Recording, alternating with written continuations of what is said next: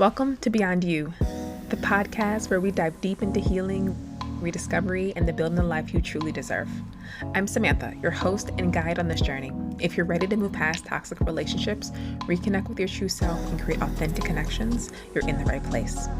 We'll be having real conversations, sharing practical tips, and offering the kind of support that helps you just not survive, but thrive. Each week, we're unpacking how to heal from the past, rediscover who you are, and building a future that feels like you. So whether you're just starting your healing journey or been on the path for a while, let's do this together. Let's get started.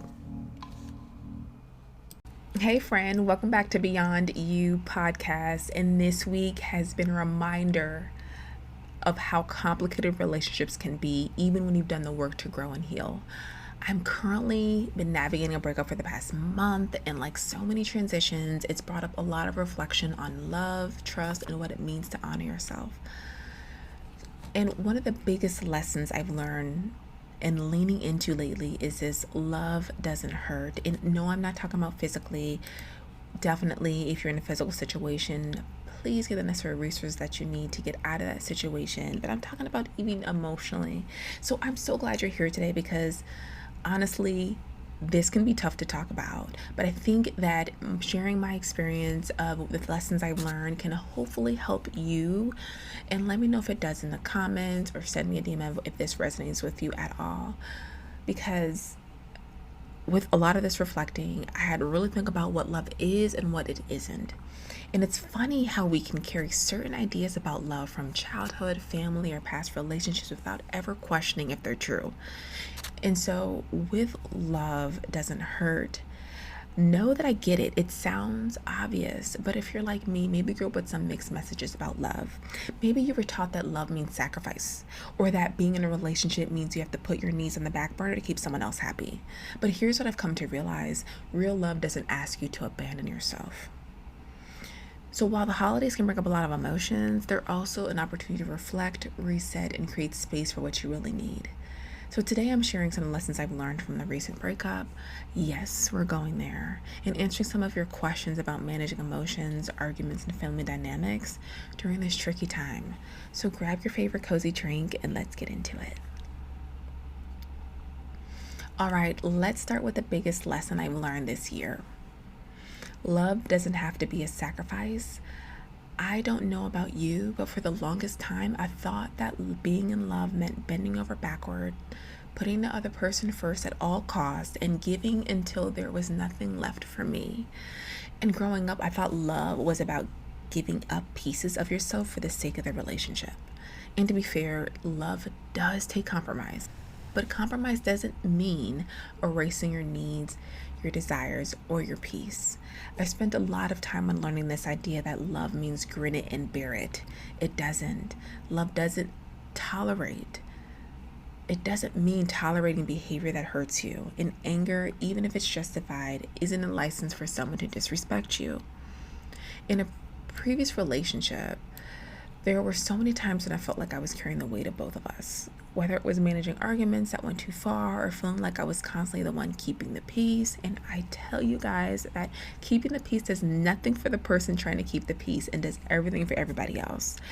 And I started to realize I wasn't just compromising, I was shrinking. And I remember thinking, why does love feel this heavy? And the answer hit me: because I was sacrificing too much of myself to keep it going. And we don't even realize we do this at times. And I know I didn't. I just went by the love that I was seeing growing up. And so it was a big realization when I found myself doing these things just without even thinking about it.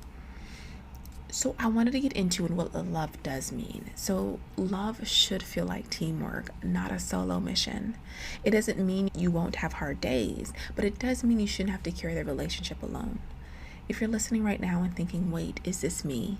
Take a deep breath. You're not alone, and you're definitely not crazy for wanting love that feels balanced and joyful. And listen, I get it. Sometimes we stay in situations because we're holding on to hope. We tell ourselves, maybe if I just give a little more, they'll see my worth. I talk about this more deeply in my Substack. If you have not joined me over there, please take a look at my Substack. I'll put it down in the show notes for you to have that access. We get behind the scenes of what we talk about here in Beyond You podcast. And know that I get, because we tell ourselves Maybe if I just give a little more, they'll see my worth, because we're holding on to that hope. But let me tell you something. I wish someone had told me sooner. You don't have to overprove your worth to the right person.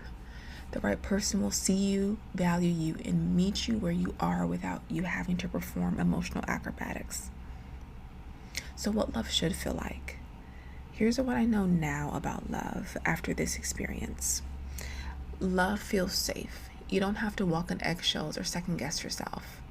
Love feels steady. It's not a constant roller coaster of highs and lows. And I know you guys know exactly what I mean when I say this. And also, love feels supportive. It doesn't diminish you. It lifts you up. And here's the kicker with this.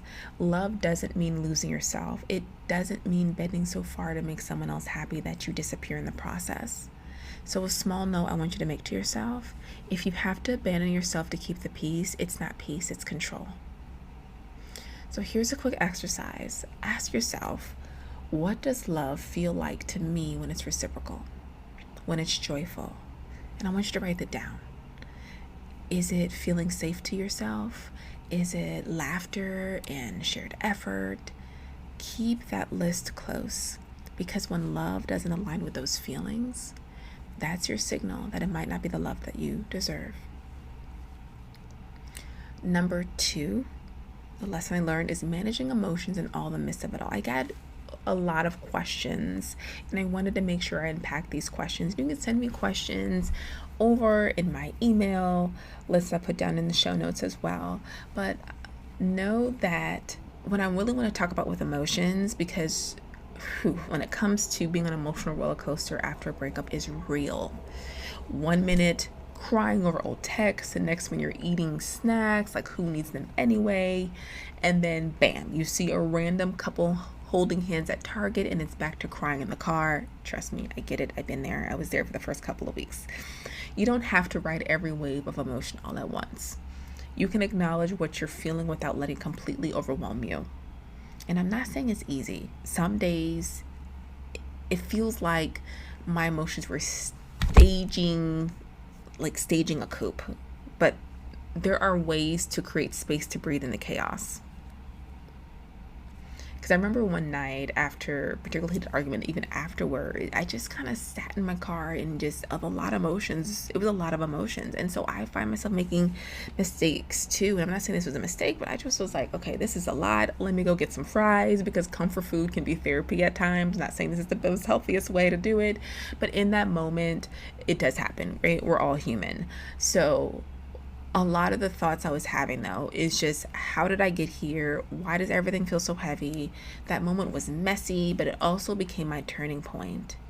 I realized I had been so busy managing everything around me that I wasn't checking in with myself. One of the hardest parts of this journey for me has been learning to trust myself.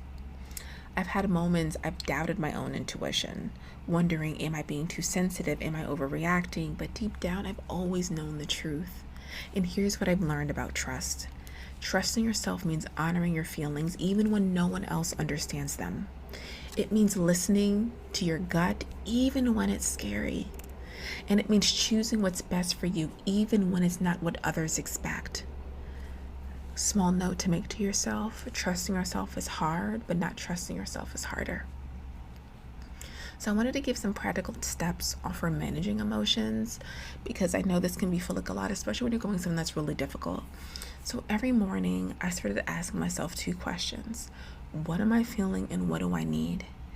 And sometimes it was not that simple, right? Checking in would be, some points it would feel like sadness, and what I needed was sometimes to write it out, because that works for me. And then sometimes it was just getting under a blanket and watching a movie that I know I'm going to enjoy, So it just was different each and every time. But I always want to give another example. For example, if I woke up feeling drained after an argument, right? It was some moments were emotionally draining.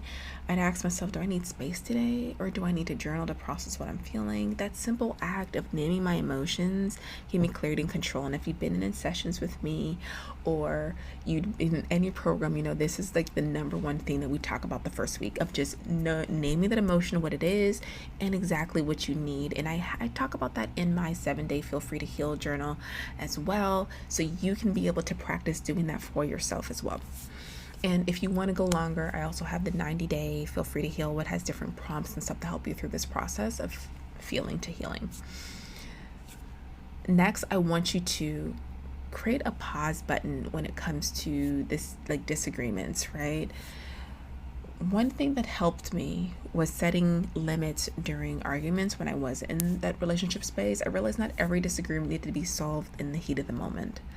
If things got too heated, I'd say, let's pause and revisit this later when we're both calmer. And trust me, that was not easy for someone like me who likes closure, but a lot of times it worked, because it was a lot of tension, and it can be a lot of tension in the beginning when going through this type of work. So even when it comes to managing emotions, and I'm talking about managing emotions when you're outside of the relationship space, or even when you're in the relationship space, and when you're out, creating a pause button for yourself. And I want you to think of it like a timeout for toddlers before adults, right? You're not giving up, you're just putting the argument in a corner until it settles down so you can be able to address it. And also, I want you to find your emotional outlet.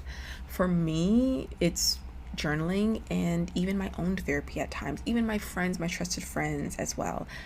No, I try not to emotionally dump on friends, but just letting them know what's going on and checking in with you can be just really helpful. And for you, it could be something of running, painting, or even screaming into a pillow. No judgment here. The point is to have a way to let out those feelings instead of bottling them up. The third lesson is I'm learning even more about boundaries, and how boundaries can be the most loving thing you can do. I've been talking time and time again when it comes to these podcast episodes, and and thank you guys, especially the ones that have kind of reached out to me, let them know and how it resonated with them and how you enjoyed this podcast. Like, it really means a lot. I mean, the fact that we have almost 500 people that have played our episodes means so much, and we're just getting started, so I'm really excited about that.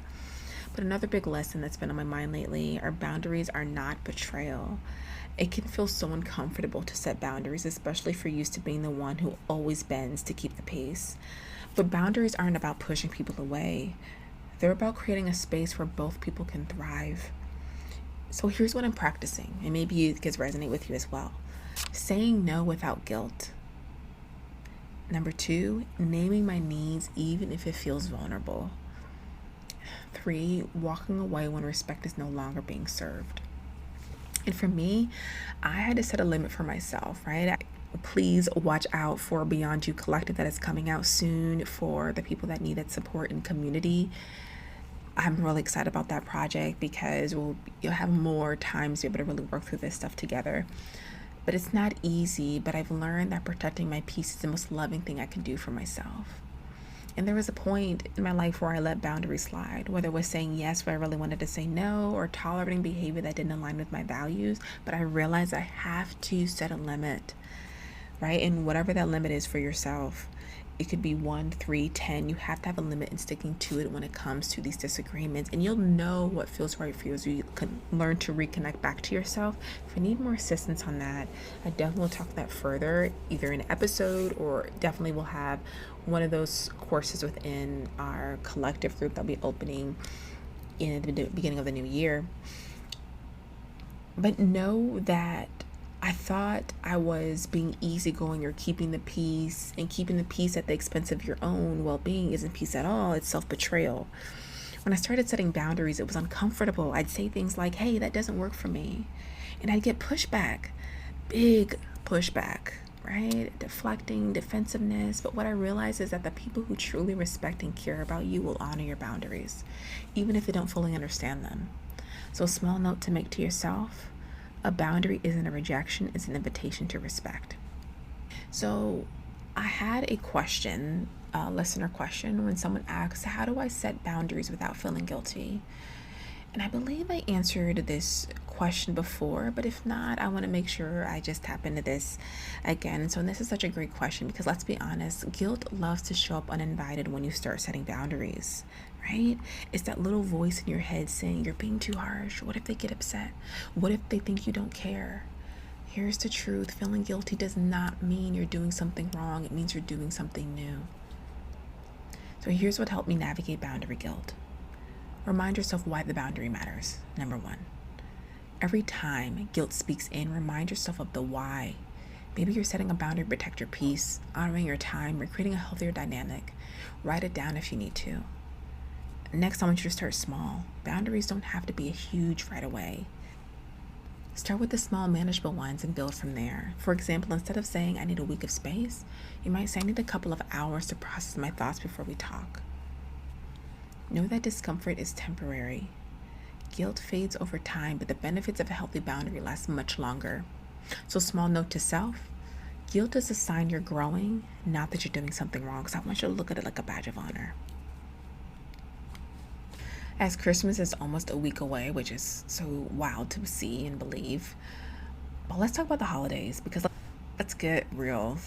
This time of year can magnify everything you've already been feeling. If you're heartbroken, the holidays can feel like a minefield of emotional triggers, but it can also be a time to create new traditions and reflect on what you really need.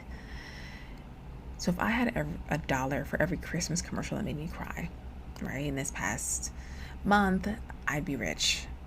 Does anyone actually need to see a happy family giving each other puppies and matching pajamas?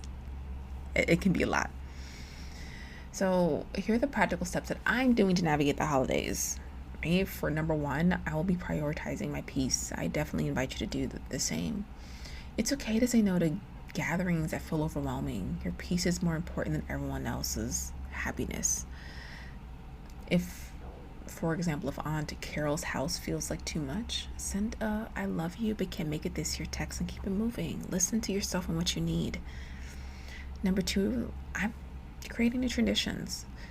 Last year, I started a new tradition with the boys where we just started playing games and watching the Elf movie.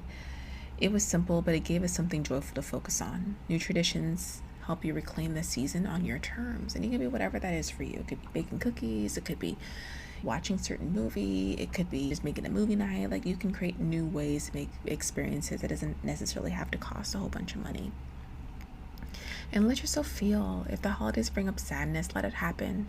Cry if you need to. Grieve what you've lost. But I also leave space for moments of joy, no matter how small. It's not about being happy all the time. It's about honoring what you feel. So here's what I hope you take from today. Love doesn't have to be a sacrifice. It can be a joyful and balanced. Managing emotions takes intention. Daily check-ins, pauses during conflict, and outlets to process feelings. And the holidays can be a time for healing. Create traditions that reflect where you are and what you need. And make sure to continue to honor your boundaries. Before I go, I want to leave you with something to think about. What's one belief about love that you've outgrown? Maybe it's the idea that love is about sacrifice, or that you have to earn love by being good enough. Whatever it is, let yourself challenge it. Ask yourself, does this belief help me, or does it hold me back? Breakups, transitions, and unlearning old patterns aren't easy, but they're also where some of the most meaningful growth happens. I'm sharing these reflections not just as a therapist, but as someone who's in the process too. Someone who knows how messy and beautiful this journey can be. If this resonates with you, I'd love to hear your thoughts. Drop a comment or reply. I always love connecting with you. Note to self, wherever you are in your journey, you deserve love that feels like peace. So think about that belief. And thank you for joining me today on Beyond You podcast. I know we got personal, so thank you for just even taking the time to listen to this whole episode. Be sure to hit subscribe so you don't miss any episode every Wednesday. So until next time, take care of yourself. You're worth it. See you next week.